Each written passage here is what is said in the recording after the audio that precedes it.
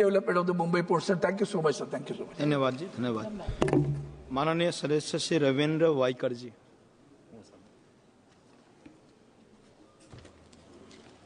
धन्यवाद सभापति महोदय। बिल ऑफ लैंडिंग बिल 2024 पर बोलने का अवसर देने के लिए पंतप्रधान श्री नरेंद्र मोदी जी, पतनपोत परिवहन और जलमार्ग मंत्री श्री सर्बानंद सोनोवाल जी और सरकार का सहृदय से आभार व्यक्त करता हूं। ये विधेयक समुद्री व्यापार यानी मैरीटाइम ट्रेड को सुगम और पारदर्शी बनाने तथा ईज ऑफ डूइंग बिजनेस को बढ़ावा की दिशा में ऐतिहासिक कदम है। सबसे पहले मैं माननीय प्रधानमंत्री जी का अभिनंदन करना चाहता हूं कि उन्होंने गहरे पानी वाले मेगा पोर्ट वाधवन की आधारशिला रखने के लिए धन्यवाद देना चाहता हूं। 76,000 करोड़ रुपए की लागत से बनने वाला यह पोर्ट दुनिया में शीर्ष 10 बंदरगाहों में शामिल होगा। यह भारत की वैश्विक समुद्र व्यापार का केंद्र यानी ग्लोबल ट्रेड हब बनाने में मदद करेगा और भारत की निर्यात क्षमताओं को यानी एक्सपोर्ट कैपेबिलिटी को दोगुना करेगा। इस परियोजना से 12 लाख से अधिक प्रत्यक्ष और अप्रत्यक्ष नौकरियां सृजित होगी, जिससे स्थानीय अर्थव्यवस्था को भी बड़ा लाभ मिलेगा। बिल ऑफ लैंडिंग बिल 1856 के कानून का आधुनिकीकरण किया गया है। मैं अब बिल ऑफ लैंडिंग बिल 2024 के विषय पर यानी 25 के विषय पर आता हूं, जो 1886 के पुराने कानून को हटाकर एक आधुनिक विधेयक लाने की दिशा में कदम है। ये भारत की व्यापारी सामुद्री व्यापार प्रणाली को दुनिया के बेहतरीन मानकों के अनुसार विकसित करेगा। सभापति महोदय, बिल ऑफ लैंडिंग का कानूनी जो ढांचा है एक महत्वपूर्ण दस्तावेज है जो शिपर और मालवाहक के बीच अनुबंध को प्रमाणित करता है। ये माल की स्वामित्व यानी हस्तांतरण ट्रांसफर ऑफ ओनरशिप और दायित्व एंड लायबिलिटी को स्पष्ट करता है। इसका परिवर्तन का अधिकार है, राइट ऑफ ट्रांसफर। विधेयक में ये प्रावधान है कि प्राप्तकर्ता और तीसरा पक्ष थर्ड पार्टी जिसे स्वामित्व हस्तांतरित किया गया है उस सभी माल से संबंधित अधिकार प्राप्त करेगा, यानी ईजीएस हो जाएगा।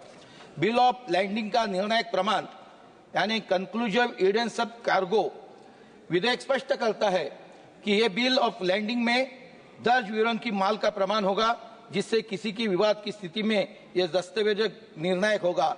यानी अभी कई सदस्यों ने भी कहा कि यहाँ जो रेट जो कुछ होगा तो उसके ऊपर अपने दस्तावेज जो अभी ये बिल है वो उसके ऊपर निर्णायक होगा। ये इसके अंदर कानून के अंदर ये बिल के अंदर इसका स्पष्टीकरण किया है। केंद्र सरकार को निर्देश जारी करने की शक्ति इसके अंदर है। सरकार को यह अधिकार होगा कि ये विधेयक क्रियान्वयन के लिए आवश्यक दिशा निर्देश जारी कर सकता है। इस विधेयक का सकारात्मक प्रभाव यानी इम्पैक्ट ऑफ द बिल यानी नौकावाहन व्यापार शिपिंग ट्रेड को आसान बनाएगा, माल ढुलाई को यानी ट्रांसपोर्टिंग की कार्गो हैंडलिंग को बढ़ोतरी देगा, लॉजिस्टिक सेंटर को मजबूती मिलेगी, निर्यात को एक्सपोर्ट और व्यापारी ट्रेंडर्स के लिए सुरक्षा और सुविधा सुनिश्चित कर सकता है। मैं इसके माध्यम से आपके माध्यम से भारत में समुद्री व्यापार का विकास महत्व बताना चाहता हूं कि 2014-24 में भारत के प्रमुख बंदरों में कार्गो हैंडलिंग की क्षमता यानी मात्र 800 MTPA की थी, जो मार्च 2024 तक 1400 MTPA हो गई है, यानी दुगनी हो गई है। 98 पोर्ट मॉडर्नाइजेशन प्रोजेक्ट पूरे हुए गए जिनकी लागत 32,000 करोड़ रुपए है। इन परियोजना का वार्षिक पोर्ट क्षमता 230 MTPA है, यानी उसमें वृद्धि हो गई है। इनलैंड वाटरवे पर माल ढुलाई 2014 में 18.1 MMT थी, जो 2024 में 133.03 MMT हो गई है। लगभग 7 गुना बढ़ोतरी आई है, समृद्धि आई है, वृद्धि आई है। क्रूज भारत मिशन को मुंबई से लॉन्च किया गया, जिसमें भारत में क्रूज टूरिज्म को बढ़ावा मिलेगा। सभापति महोदय, जिसमें मेरी कई मांगे, जिस मांगों में मुंबई में क्रूज भारत मिशन का त्वरित विकास होना बहुत जरूरी है। अभी कई सदस्यों ने कहा कि मुंबई पोर्ट ट्रस्ट वो भी उसका सशक्तिकरण और अच्छे से होना चाहिए। मुंबई को क्रूज टूरिज्म को हब बनाने के लिए सरकार को जल्द से जल्द इस मिशन को विस्तृत रूप देना चाहिए, ये मेरी पहली मांग है।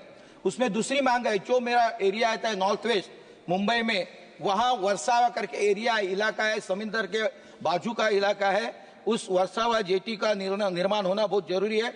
वर्षा और उसके जुड़े तटीय क्षेत्रों में जलमार्गों के माध्यम से मुंबई से जोड़ने के लिए वर्सावा जेटी का निर्माण होना बहुत जरूरी है। इसके पहले भी मैंने कहा था कि वर्सावा जेटी का निर्माण जितने जल्द हो सके उतना, माननीय मंत्री महोदय मैं आपसे मिला भी था कि वर्सावा जेटी का निर्माण होना बहुत जरूरी है।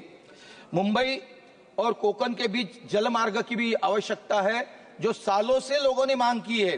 कोकण के किसानों और व्यापारी के लिए, विशेषकर फल और सब्जी उत्पादनों के लिए ये बेहद आवश्यक है कि जिनके उत्पादन जलमार्ग से माध्यम से मुंबई तक सुगमता से पहुंच सकते हैं।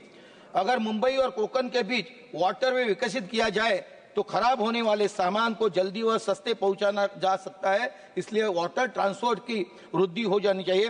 इससे कोकण के किसानों का सीधा लाभ मिलेगा और उसकी आय में वृद्धि होगी। मुंबई, कोकण और अन्य क्षेत्रों में जलमार्ग एवं पोर्ट इंफ्रास्ट्रक्चर को और विकसित करने की जरूरत है। ये विधेयक भारत की समृद्धि और लॉजिस्टिक्स सेक्टर को विश्वसनीय बनाने के लिए एक बड़ा कदम, लेकिन इसके साथ हमें पतन और जलमार्ग के आधारभूत ढांचे को भी सुधार लाना चाहिए, कंस्ट्रक्ट करना चाहिए। बिल ऑफ लैंडिंग 24 हमारे व्यापारियों उद्योगपति का सुरक्षा और पारदर्शिता देंगी। मुझे विश्वास है कि सरकार हमारी मांगों पर जल्दी से जल्द कार्रवाई करेंगी और भारत को समृद्धि और लॉजिस्टिक का वैश्विक केंद्र बनाने में महत्वपूर्ण भूमिका निभाएंगी। धन्यवाद सभापति महोदय। धन्यवाद जी। माननीय सदस्य श्री भास्कर भगाड़े जी।